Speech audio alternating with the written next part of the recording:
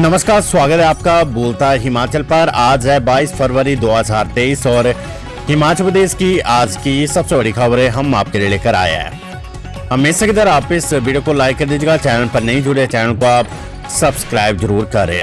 आप कहां से और कहां से वीडियो देख रहे हैं वो आप हमें कमेंट बॉक्स में कमेंट करके जरूर बताएगा और इस वीडियो को लाइक और अपने दोस्तों को शेयर करना आप ना भूलें। पीस है आज की सबसे बड़ी खबरें। 14 मार्च से शुरू होगा बजट सत्र। 17 मार्च को अपना पहला बजट पेश करेंगे सीएम सुक्खू। हिमाचल विधानसभा का बजट सत्र इस बार 14 मार्च से शुरू होगा। राज्यपाल शिव प्रताप शुक्ला ने इस सत्र की अनुमति दे दी है। इसके बाद विधानसभा ने भी नए शेड्यूल को अधिसूचित कर दिया है। इस शेड्यूल के अनुसार बजट सत्र 14 मार्च सुबह 11 बजे से शुरू होगा, जबकि बजट सत्र का समापन 6 अप्रैल को होगा। इस बार बजट सत्र की शुरुआत राज्यपाल अभिभाषण से नहीं होगी, क्योंकि नई सरकार का पहला सत्र होने के कारण पहले शीतकालीन सत्र में ही राज्यपाल का अभिभाषण धर्मशाला तपोवन में हो गया है। बजट सत्र के बारे में बैठकों की रूपरेखा भी तय कर दी गई है। विधानसभा के सचिव यशपाल शर्मा ने बताया कि मुख्यमंत्री सुखविंदर सिंह सुक्खू 17 मार्च को अपना पहला बजट पेश करेंगे, जबकि 29 मार्च को इसे पारित किया जाएगा। मुख्यमंत्री सुखविंदर सिंह सुक्खू मंगलवार को शिमला से दिल्ली रवाना हो गए हैं। इस बार मुख्यमंत्री का हिमाचल से बार लंबा दौरा है। अब वे 27 फरवरी को ही वापस लौटेंगे। इस दौरान मुख्यमंत्री अलवर, उदयपुर, शिलांग और रायपुर में भी जा सकते हैं। कांग्रेस विधायक राजेंद्र राणा के बेटे की शादी में भी शामिल हो गए। इसके अलावा रायपुर में हो रहे कांग्रेस के अधिवेशन में भी मुख्यमंत्री को बुलाया गया है। इस अधिवेशन में कई कैबिनेट मंत्री और कांग्रेस पदाधिकारी भी जा रहे हैं। शिमला लौटने के बाद कैबिनेट की बैठक भी हो सकती है। हिमाचल प्रदेश कर्मचारी चयन आयोग का अस्तित्व खत्म, सरकार ने किया भंग, अधिसूचना जारी। हिमाचल प्रदेश कर्मचारी चयन आयोग का अस्तित्व खत्म हो गया है। राज्य सरकार ने इसे भंग कर दिया है। देर शाम को इसकी अधिसूचना भी जारी कर दी गई है। शिमला में पत्रकारों को जानकारी देते हुए मुख्यमंत्री सुखविंदर सिंह सुक्खू ने कहा कि पिछले 3 वर्षों से हुई अनियमितताओं के मद्देनजर राज्य सरकार ने हिमाचल प्रदेश कर्मचारी चयन आयोग हमीरपुर को तत्काल प्रभाव से भंग करने का निर्णय लिया है। उन्होंने कहा कि बड़े दुख के साथ कहना पड़ रहा है कि 3 साल से पेपर लीक हो रहे थे, पेपर बिक रहे थे। पूरी जांच में पाया गया कि इस मामले में निम्न से उच्च स्तर के अधिकारी भी शामिल थे। इस दृष्टि से कड़ा फैसला लेना पड़ा है। पेपर लीक मामलों में जो भी शामिल है उनके खिलाफ जांच चल रही है। कुछ को गिरफ्तार किया गया है। महिलाओं को 1500 रुपए देने की पात्रता ग्राम सभा की बैठक में होगी तय। हिमाचल प्रदेश में 10,53,000 महिलाओं को हर माह 1500 रुपए लेने से पहले एक और औपचारिकता से गुजरना पड़ेगा। ग्राम सभा की बैठक में मंजूरी मिलने के बाद ही महिलाओं को 1500 रुपए मिलेंगे। स्वास्थ्य मंत्री कर्नल धनीराम शांडिल ने पत्रकारों से अनौपचारिक बातचीत में बताया कि इस स्कीम की पात्र महिलाओं की पात्रता ग्राम पंचायतों में ग्राम सभा की बैठक में होगी। यदि कोई अपात्र होगी तो उन्हें इसका लाभ नहीं मिलेगा। उन्होंने कहा कि ग्राम सभाओं का अहम रोल है। कर्नल शांडिल ने बताया कि 18 से 69 वर्ष की महिलाओं को हर माह 1500 रुपए कांग्रेस की 10 गारंटी में है। सरकार मंत्री इस गारंटी को पूरा करने के लिए उनकी अध्यक्षता में एक सब कमेटी का गठन किया था। इसके लिए प्रदेश के सभी विकास खंड कार्यालयों से डाटा एकत्रित किया गया था। सरकार ने पात्र महिलाओं की पहचान कर ली है। प्रदेश में 10,53,021 महिलाओं को हर माह 1500 रुपए दिए जाएंगे। तो जब मैनिफेस्टो कांग्रेस ने अपना जारी किया उसमें हर महिलाओं को 1500 रुपए देने का वादा कांग्रेस पार्टी ने किया था और अब इन 10,53,000 महिलाओं को ये 1500 रुपए देने की बात की जा रही है। पेपर लीक मामला 18 पोस्ट कोड के पेपर हुए लीक, विजिलेंस की रिपोर्ट में खुलासा। हिमाचल प्रदेश कर्मचारी चयन आयोग हमीरपुर में 18 पोस्ट कोड के पेपर लीक हुए हैं। विजिलेंस की रिपोर्ट में ये खुलासा हुआ है। विजिलेंस ने अपनी रिपोर्ट में कहा है कि आयोग की विश्वसनीयता और निष्ठा संदेह के घेरे में है। ये जनहित में नहीं होगा कि संस्थान वर्तमान स्थिति में काम करता रहे। विजिलेंस की ओर से इस मामले में जांच चल रही है। बताया जा रहा है कि इस मामले में और भी गिरफ्तारियां होने की आशंका है। बता दें कि प्रदेश कर्मचारी चयन आयोग का अस्तित्व खत्म हो गया है। राज्य सरकार ने इसे भंग कर दिया है। मंगलवार देर शाम को इसकी अधिसूचना भी जारी कर दी गई है। भाजपा प्रदेश प्रभारी अविनाश राय खन्ना ने केंद्रीय मंत्री पीयूष गोयल को लिखा पत्र, मांगी इंक्वायरी। भाजपा प्रदेश प्रभारी अविनाश राय खन्ना ने केंद्रीय कपड़ा, वाणिज्य और उद्योग, खाद्य और सार्वजनिक वितरण मंत्री पीयूष गोयल को एक पत्र लिखा है। पत्र में अविनाश राय खन्ना ने पीयूष गोयल को अवगत कराया कि भोरंज विधानसभा क्षेत्र जिला हमीरपुर के जंगल में फेंके सरकारी चावल से भरे 24 बोरी जिन पर पूर्व प्रधानमंत्री अटल बिहारी वाजपेयी की फोटो लगी थी, उसका मामला सामने आया है। पत्र में अविनाश राय खन्ना ने मंत्री पीयूष गोयल से अनुरोध किया कि इस विषय पर गंभीरतापूर्ण विचार कर कार्यवाही की जाए। सरकार पर भड़का संयुक्त किसान मंच 28 फरवरी को शिमला में बुलाया घटक संगठनों का सम्मेलन। हिमाचल प्रदेश सरकार की ओर से बागवानों की हितैषी होने के हवाई दावों पर संयुक्त किसान मंच भड़क गया है। मंच ने आरोप लगाया कि सचिव स्तर की बैठक के 7 दिन बाद भी ना तो मुख्यमंत्री ने ना ही बागवानी मंत्री ने कोई सूद ली है।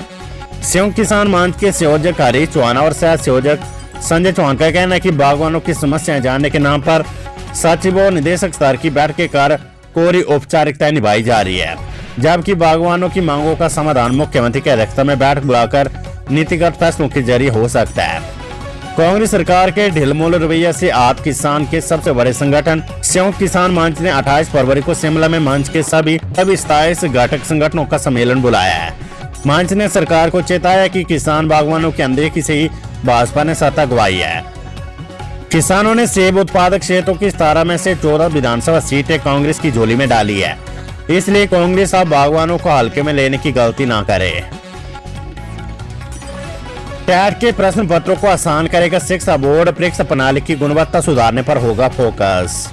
हिमाचल प्रदेश स्कूल शिक्षा बोर्ड टैट परीक्षा के प्रश्न पत्रों को आसान करेगा। अब तक स्कूल शिक्षा बोर्ड की टैट परीक्षाओं में परिणाम संतोषजनक नहीं रहता है। इस परीक्षा का परिणाम मात्र 4 से 5% में ही निपट कर रह जाता है और बहुत से विद्यार्थी परीक्षा को पास तक नहीं कर पाते हैं। इसके लिए शिक्षा बोर्ड अब टैट परीक्षा के प्रश्न पत्रों को सरल करेगा, जिससे विद्यार्थियों को परीक्षा पास करने में आसानी होगी। शिक्षा बोर्ड की ओर से प्रदेश भर में होने वाली परीक्षा प्रणाली की गुणवत्ता को सुधारने पर भी फोकस किया जाएगा। हिमाचल प्रदेश स्कूल शिक्षा बोर्ड धर्मशाला के नए सचिव डॉक्टर विशाल शर्मा ने शुक्रवार को ही बोर्ड का कार्यभार संभाल लिया था। उन्होंने बोर्ड के कार्य को प्राथमिकता देते हुए कहा है कि आप बोर्ड शिक्षा प्रणाली और प्रश्न पत्रों की सीक्रेसी के लिए काम करेंगे। उन्होंने कहा कि छात्रों की ओर से दिए जाने वाली टैट परीक्षा को भी सरल किया जाएगा, जिससे कि विद्यार्थी आसानी से टैट की परीक्षा को पास कर सके। ओपीएस लागू करने वाले राज्यों को केंद्र से झटका, हिमाचल, छत्तीसगढ़ और राजस्थान में हड़कंप। केंद्र सरकार की ओर से लागू एनपीएस योजना के खिलाफ ओपीएस योजना लागू करने वाले राज्यों के लिए बुरी खबर है।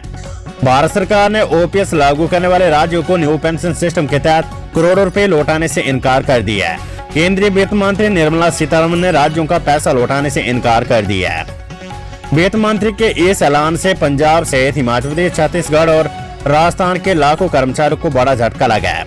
सीतारमण ने कहा कि राज्य सरकारों को अपने वित्त के आधार पर पुरानी पेंशन ओपीएस बहाल करने की घोषणा करनी चाहिए और ऐसा करने वाले राज्यों को अपने स्तर पर ही ओपीएस लागू करने के लिए वित्तीय प्रबंध करने होंगे। नियमों के मुताबिक कोई भी एम्प्लॉयर एनपीएस में जमा रकम को वापस क्लेम नहीं कर सकता है। जो मेहनत करेगा वही सरकारी नौकरी पाएगा। हिमाचल में एनटीए की तर्ज पर बनेगी टेस्टिंग एजेंसी। मेहनत कर उज्जवल भविष्य का सपना देखने वाले हिमाचल के बेरोजगारों को कर्मचारी चयन आयोग के कुछ भ्रष्ट अधिकारियों और कर्मचारियों ने बेशक अंधकार में धकेल दिया, लेकिन आप भी फिर से वही सपना देख सकते हैं। सरकार ने कर्मचारी चयन आयोग को भंग कर दिया है। सरकारी नौकरी का वही हकदार होगा जो मेहनत कर परीक्षा पास करेगा। पिछले 3 साल से चल रहे गड़बड़ झाले में न जाने कितने बेरोजगारों को बेहक नहीं मिल सका जिसके बेहकदार थे। अब उस एजेंसी को भांगकर उसके पेंडिंग काम हिमाचल प्रदेश लोक सेवा आयोग को सौंप दिए गए हैं। कर्मचारी चयन आयोग में जो परीक्षाएं हुई है जिनका रिजल्ट आना बाकी है वे अब लोक सेवा आयोग जारी रखेगा। जिन परीक्षाओं का रिजल्ट आ चुके हैं उनमें अभ्यर्थियों की डॉक्यूमेंटेशन का काम भी अब लोक सेवा आयोग की ओर से किया जाएगा। सीएम सुख बोले हिमाचल में बंजर पहाड़ियों के वनीकरण के लिए चरणबद्ध तरीके से किया जाएगा पौधरोपण। मुख्यमंत्री सुखविंदर सिंह सुक्खू ने हिप्पा में हिमाचल प्रदेश राज्य प्रतिपूरक वनीकरण कोष प्रबंधन और योजना प्राधिकरण कैंपा की शासी निकाय की पहली बैठक की अध्यक्षता की। उन्होंने कहा कि वर्ष 2023-24 में हिमाचल प्रदेश कैंपा के अंतर्गत प्रदेश के बंजर वन क्षेत्रों के वनीकरण के लिए नई पहल की जाएगी। उन्होंने कहा कि छोटे क्षेत्रों के पौधरोपण के बजाय बंजर पहाड़ियों के वनीकरण के लिए बड़े क्षेत्रों में चरणबद्ध तरीके से पौधरोपण किया जाएगा। संजय सिंह चौहान राज्य सहकारी कृषि एवं ग्रामीण विकास बैंक के चेयरमैन नियुक्त। संजय सिंह चौहान हिमाचल प्रदेश राज्य सहकारी कृषि एवं ग्रामीण विकास बैंक लिमिटेड के चेयरमैन नियुक्त किए गए हैं। चौहान जिला कांगड़ा के पालमपुर के सलो गांव के निवासी है। संजय सिंह चौहान कांग्रेस के राज्य उपाध्यक्ष भी है और वे ब्लॉक कांग्रेस कमेटी सुल के अध्यक्ष भी है और में कांग्रेस के राज्य प्रवक्ता भी रह चुके हैं। एनआईटी हमीरपुर में भरे जाएंगे 111 पद। एनआईटी हमीरपुर में विभिन्न श्रेणियों के करीब 111 खाली पद भरे जाएंगे। इसके लिए भारत सरकार के शिक्षा मंत्रालय से मंजूरी मिल गई है। इसमें आचार्य के 26 पद, सह आचार्य के 20 पद, सह आचार्य लेवल 10 के 39 पद, सह आचार्य लेवल 11 के 6 पद और सह आचार्य लेवल 12 के 17 पद भरे जाने हैं। इसके अलावा कुल सचिव, उप कुल सचिव और अधिशासी अभियंता सिविल के एक पद भरे जाने हैं। एनआईटी प्रशासन ने इच्छुक अभ्यर्थियों से 1000 रुपए शुल्क समेत 10 मार्च 2023 तक आवेदन मांगे हैं। Weather update. हिमाचल की ऊंची चोटियों पर बर्फबारी, शिमला में ओलावृष्टि से जनजीवन हुआ अस्त व्यस्त। हिमाचल प्रदेश की ऊंची चोटियों पर मंगलवार को बर्फबारी हुई है, जबकि शिमला शहर और इसके आसपास के क्षेत्रों में भारी ओलावृष्टि हुई है। इससे जनजीवन अस्त व्यस्त हो गया है। 3 बजे के बाद अचानक बदले मौसम के रुख ने शिमला शहर की रफ्तार थाम दी। ओलों से भरी सड़कों पर वाहनों का चलना मुश्किल हो गया। अपने 2 पहिए वाहनों को छोड़कर लोग या तो पैदल या बसों में आने जाने को मजबूर हो गए। मौसम विज्ञान केंद्र शिमला का पूर्वानुमान है कि बुधवार से 24 फरवरी तक मौसम शुष्क रहेगा। 25 को मध्य और उस पर्वतीय क्षेत्रों में बारिश और बर्फबारी का आसार है। मुकेश अग्निहोत्री बोले, पोंग डैम और बीबीएमबी से खींचकर ऊना लाएंगे पानी। ऊना जिले के 5 विधानसभा क्षेत्रों में पानी की समस्या का सदा के लिए निवारण किया जाएगा। इसके लिए पोंग डैम और भाखड़ा ब्यास प्रबंधन बोर्ड बीबीएमबी से खींचकर पानी ऊना लाएंगे। पानी पर हमारा हक है और इस पर कोल्नी मारकर बैठने वालों की मनमानी नहीं चलेगी। 5 साल में जिले के किसी भी क्षेत्र में पानी की समस्या नहीं रहेगी। ये बात उप मुख्यमंत्री मुकेश अग्निहोत्री ने मंगलवार को राजकीय महाविद्यालय ऊना के वार्षिक समारोह के दौरान कही है। बद्दी की पैकेजिंग कंपनी पर आयकर विभाग की रेड, देश भर में 64 ठिकानों पर एक साथ हुई कार्रवाई। आयकर विभाग की टीम ने बद्दी स्थित यूफ्लेक्स कंपनी के यूनिट पर रेड की है। आयकर विभाग की कार्रवाई यूफ्लेक्स कंपनी के देश भर के 64 ठिकानों पर एक साथ की गई है। कंपनी पर वित्तीय अनियमितों के अलावा लेन देन में बड़ी गड़बड़ी का आरोप है। आयकर अधिकारियों की कार्रवाई होते ही यूफ्लेक्स के कर्मचारियों की कंपनी में एंट्री बंद कर दी गई और पुलिस की तैनाती कर दी गई।